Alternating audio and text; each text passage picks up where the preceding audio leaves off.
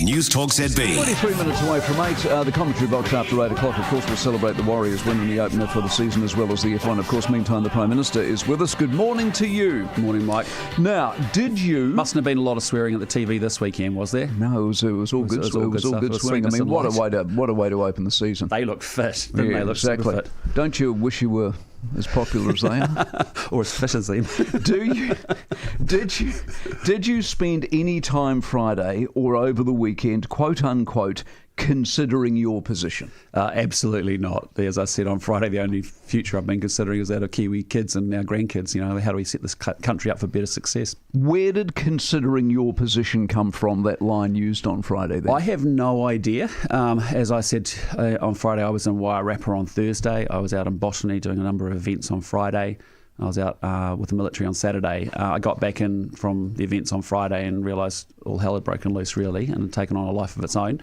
And that's when I called Heather, actually, just to say, look, I don't know where it came from, because that hasn't been the case. The other headline on Friday was, is the pressure mounting? The pressure is mounting. Is the pressure mounting? No, there's pressure in this job every day, but my job is pretty straightforward. The New Zealand public want me to make sure we lower the cost of living by growing the economy, and that's really, I don't need polls to tell me that. I talk to Kiwis every day about that, and that's the reality of it.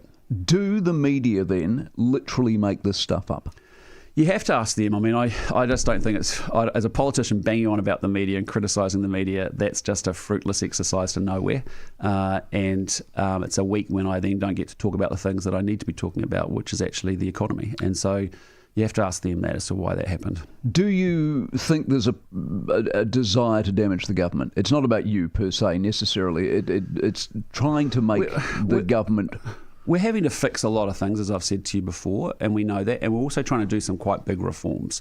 So when you do take on stuff like Resource Management Act or education system or savings and investment, we're taking on a public service at times, a media environment, unions obviously that won't like what we're doing, and I get that, and they push back on that pretty strongly, as has happened at times. Okay, you will be the leader of the National Party and therefore the Prime Minister. Absolutely. Up until election day of November 7. Absolutely. Hand on heart. Hand on heart, absolutely. Yep. Okay. I've got so much to do, and we've got a great country. We've got so much potential, and the reason I came was we've got to damn well realise it, and we're going to get it done. How worried are you about the war and fuel supplies and prices? Yeah, look, it is concerning. There's no doubt it's sort of escalating, and it's a complex situation. Where we are is there's two things that we're monitoring incredibly closely. One is any supply chain disruptions, and that gets you to fuel. We have very good stocks in country. We also have very good stocks on the water coming here as well. We actually lifted our week's cover at the beginning of the year, which was, I felt, prudent given where we sit in the world. And the second thing, as you've identified, is just where we go with oil prices. And roughly every $10 increase in the barrel price is about 10 cents at the pump. So, it's lifted about $20. Yes, it got to about 125 to 130, I think, during the Ukraine crisis. It all ultimately depends, Mike, how long it runs for.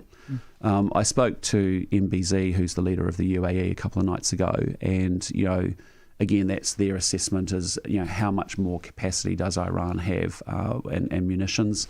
How much will they keep it up for? How much are they being damaged in terms of missile production, missile launching, Navy, obviously, by the Americans as well. So, that's the issue that people will be watching, is how long the conflict runs for depends ultimately on the economic impacts. Numbers we've got at the moment are 4 or 5 weeks. This is from Hegseth and Trump, 4 or 5 weeks. If it goes 4 or 5 weeks, we will not run out of fuel or have problems getting fuel. No, we're in really good shape.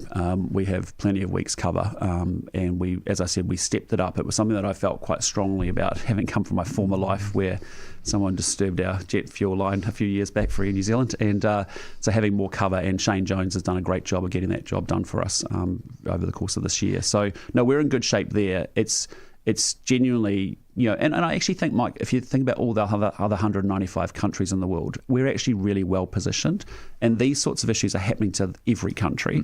Every country is dealing with this conflict, and it's your relative competitiveness. And so, when you think about our business in the Indo-Pacific region with China, with Southeast Asia, the growing business we're doing with India, we're quite fortunate. How long would it have to go before economically you'll see some inflation, you might see the Reserve Bank having to move? And does that worry you? Well, the Reserve Bank will be considering, I suspect, yes, the inflationary impacts of any potential long-run conflict. but they'll also be looking at the demand impact as well and what that could mean for interest rates as well. And I know they'll look at both sides of that equation as economists are discussing.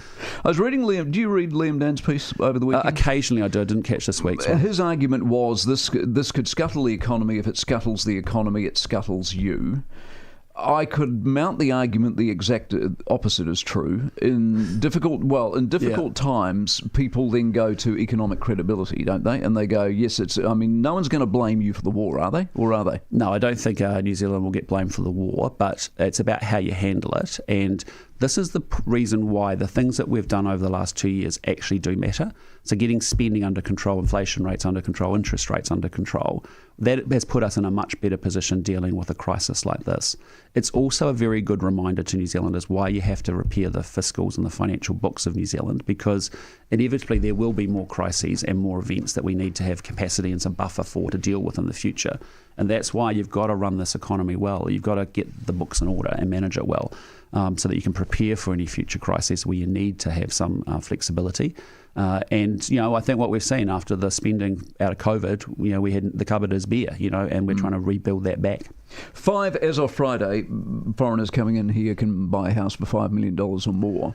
Is that material, and do you think it's changed as a result of the last week or so as a safe haven at the bottom of the world? I think it just makes New Zealand even more attractive. We're got strong social democratic institutions. You've got abundant natural resources, talented people, and if I just take that active investor visa, I think we've had 595 applicants, bringing in $3.5 billion in 10 months. And that money's not just going into speculative assets, it's going into startups where they're creating jobs and opening up new markets and all that good stuff. So I think it makes New Zealand even more attractive. The books that came out Friday, I think it was Friday, could have been Thursday, I can't remember, they're better than you thought they were going to be. Yeah. Is that cyclical or is that real? No, I think I don't want to put too much straw on it because we know there's a lot more to work through in the financial year, but I think that they're 7-month numbers from memory and they're better than what we were forecasting in December. I think the Obergall ex-deficit was sort of better by about almost $2 billion. Yes. Yeah. Our debt was lower and our expenses were lower, which is a good thing. So that's part of that fiscal repair job that we have to do to load up the cupboards again so that we can deal with a natural disaster or a crisis again in the future. As far as the war is concerned and getting planes into that particular part of the world, my reading over the weekend was Emirates are back in a full service capacity. Therefore, do we need planes in that part of the world or not? Yeah, you're right. That's what our message to New Zealanders is. If you want to come out, use the commercial services that are available. Winston and Judith have deployed the 2 Hercules into the region. That really is designed for New Zealanders that will be in some countries where it's very difficult and quite hard, and we might have to get them out of there to a much safer place. How many people are we dealing with? Yeah, there's about 3,600 registered on safe travel, but about 250 only have expressed an interest with some assistance and to those get 250 that expressed an interest in getting out, have they expressed any way of getting out? Or how many people are going to end up on a Hercules? Are we going to repeat it like last time, send them up for nobody? No, but it's just giving us optionality in case we need it. If there's a set of circumstances that changes, at least we've got our assets on the ground and ready to go. But you're right. I mean, the vast majority of those 250 people are sitting in the UAE. And of course, now you've got Emirates and Etihad flying. In fact, the first Kiwis came home yesterday through Emirates. So you're telling me that 250 people have expressed a desire to get out. That in total, of all the people... out of all the New Zealanders that are there. That's next to no one. So it's a non-story. So all the freak out last week was a complete and utter waste of time. Well, I mean, again, if you're sitting in places like Bahrain and Oman, of which there'll be some Kiwis there that are more challenged than, say, what we're seeing with the UAE, where they're able to get commercial flights in and out. All we're saying is we may use our Hercules down the road if circumstances opened up to get people from an unsafe place to a safer place, but we won't be bringing them home on the Hercs. We'll be bringing them to hubs where there are good commercial flights to come from. The social media thing, the report came back from the Select Committee last week. When are you going to move on it? Are you going to do it? And when? We're going to introduce legislation before the end of the year, before the term expires. And the reason's pretty simple on this one is parents want us to take control. It's a bit like the mobile phone ban. The parents, the principals, the kids were out of control on it. They wanted a bad guy. That was the government. And it's the same thing here. And I think there's very good support across from parents, and I think there'll be good support across the Parliament ultimately as well for it. All right, good to see you. Good to see you. Prime Minister Christopher Luxon is 14 to 8. The Red Hot sale is on now at Mazda, with great deals across a range of SUVs. But hurry, these prices are too hot to last. Don't miss out. Head to Mazda.co.nz and book a test drive today. Mazda.